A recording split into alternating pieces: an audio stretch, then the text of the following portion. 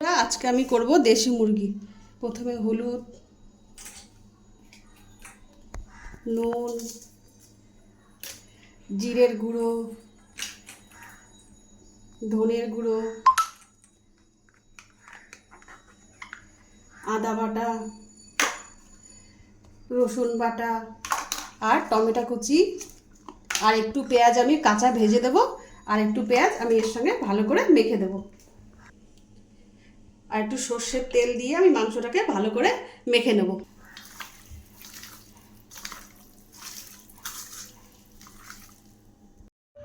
মাখা হয়ে গেছে, আমি এরপর একটু শুকনো লঙ্কার গুঁড়ি ছড়িয়ে দেব।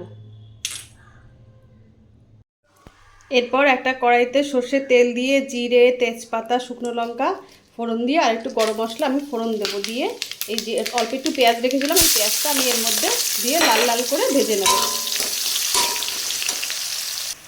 এই যে আমার পেঁয়াজটা লাল লাল করে ভাজা হয়ে গেছে, এরপর আমি এই মেখে রাখা চিকেনটা দিয়ে দেবো এর মধ্যে। দিয়ে ভালো করে আস্তে আস্তে এই মাংসটাকে কষিয়ে নেব।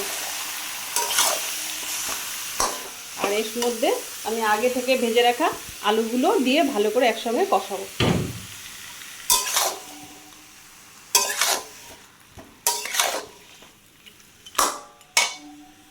দেখো বন্ধুরা, মাংসটা আমার সুন্দর কষানো হয়ে গেছে। এটা যেহেতু দেশি মুরগি তাই আমি একটু প্রেসারে দিয়ে ছিটি মারবো।